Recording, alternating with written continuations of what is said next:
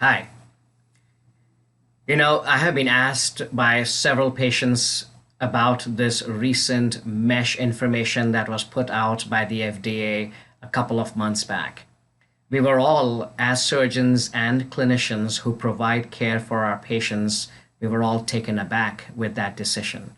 1,000 surgeons over a weekend lobbied and filed a memorandum against that FDA decision. So let me tell you what it was about and what that information was. So the best thing I can tell you is let's go to the American Urogynecology Society website. So this is the AUGS, which is our parent website. So if you go to www.augs.com, you'll come to this particular website, and that's the American Urogynecology Society. So in April 2019, the then President Dr. Cundiff put out this FDA announcement, a President's Perspective letter to all the physicians.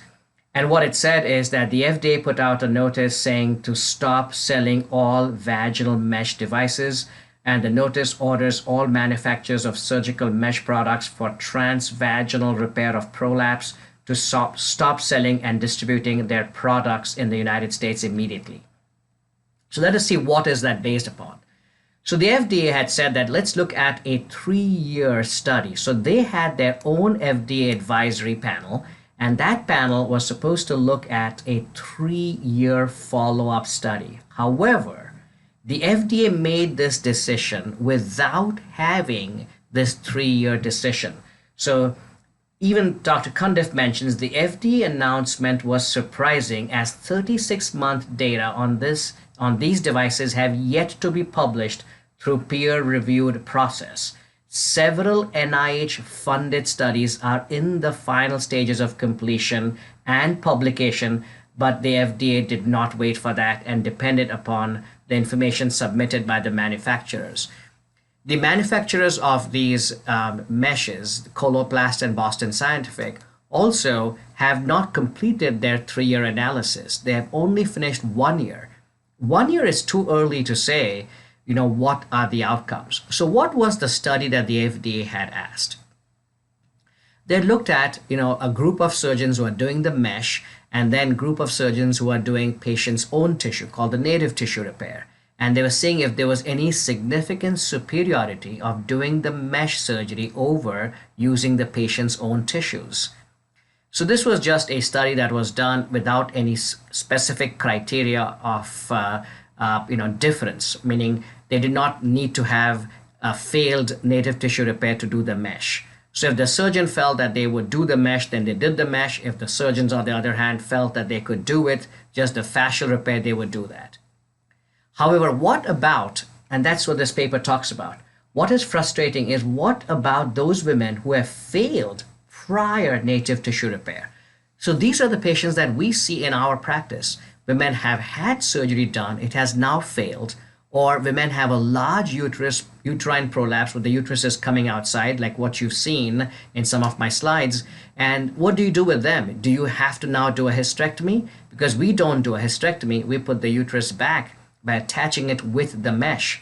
So what about those patients? How does one not use the mesh for those patients? So that is a frustrating point to many good surgeons who have been using it.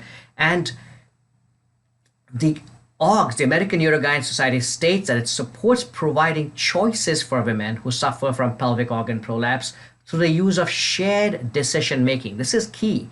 The shared decision making process requires that a surgeon have treatment options to offer with clearly delineated benefits and risks, from which a patient can choose the option that best aligns with her values and priorities. See, this is it. This is what we believe in. This is what I believe in my practice, that it has to be a shared decision based upon properly imparted knowledge to the patient. And that's what we do. We give you the information of our own published clinical trials and tell you that in my hands, what have we seen? What has been my experience with this? What are the risks and benefits in my hands? And remember, the experience of surgeon is very important because this is not a simple procedure to do transvaginal mesh. It is complex because you are operating through a small vaginal opening and into deeper spaces. It's not like you're going through an open belly. This is a small vagina, and from that, you're doing this entire surgery. So it is difficult and complex and requires experience. So experienced surgeons have had excellent results and have low risk of complications. And that is what I have seen in my own practice over time, doing over 1,000 cases of vaginal mesh for prolapse since 2002. Our results have been excellent, and I've showed you those results, and they are on our website also. And our complication rate is extremely low. So when you look at the fact that you can do this from the vagina, the patient is walking in an hour and she goes home the same day or by the next morning. Now that's a big difference and big improvement in patient care, especially when they do not need to take anything for pain, no narcotics because of the special pain block that we do. So yes, this has basically handcuffed us. We do not have this Restoral mesh available at the moment, and we are working on it. We will eventually consider this shared decision-making process because the mesh is still available. What is surprising, and it's something that everybody I talk to gets, confused about, is that this mesh, there is nothing wrong. It is still available for use through the belly and by the laparoscope. That means it's not the problem of the mesh in the human body. The mesh is safe. The mesh does not cause cancer. The mesh does not cause any bad diseases in the human body. They're only talking about when it is placed from the vagina. And we now know that not everybody can do this. Only a handful of surgeons who have got proper skills should be doing it. And they should track their data.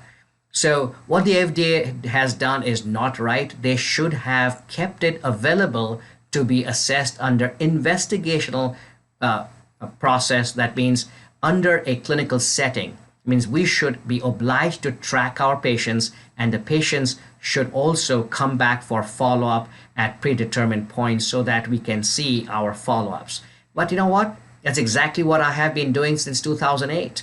And that is why we have been able to publish our information. So we are working on this, and very soon in the next month or so, we should have an answer as to how I'm going to be able to use this Restoral mesh vaginally. In the meantime, there is another mesh which is available, which is not a synthetic mesh of Prolene material, but it is a mesh made from the human skin, and it's called human collagen dermis, called Axis mesh. The literature on this human tissue and the what's called allografts and xenografts, when you're using human tissues or animal tissues, the results have been very poor in the past. So I don't have much literature on this. We can use it, it's available. And if my patients insist that they want something done and they're okay using it, I don't have a problem using it, but I do not have long-term data on that. I do have good evidence with the synthetic meshes, but not with this Axis mesh. So soon we shall have an answer. I'm hoping that in the next few weeks we'll have some clarity, and I would say that by the end of August or middle of September, we should know exactly how we will be able to use the synthetic mesh again in the vagina. So hang in tight, we'll get back to you and tell you. But let me tell you, if you're one of my patients who has had this mesh done already, there is absolutely no concerns. Even the FDA says that there is nothing to worry about. There is no risk of cancer at all. There is not a single paper published on this which shows any case, not even one case of cancer. So forget about it. Don't worry about it. If it's in there, I would say you got lucky. We had it available and we got it put into you. Now, just come for our routine follow-ups. Nothing changes. But if you are like one of my patients who have done this mesh procedures you will do great. All my patients, in fact, do fantastic, and our results are unbelievable. So, yep, if you've had it done, great, and just come up for the follow ups. And for those of you who are waiting, just wait a little longer, be a little patient, and I will manage you with a pessary or something like that in the interim, make you comfortable, but we will have a solution very, very soon. Thank you.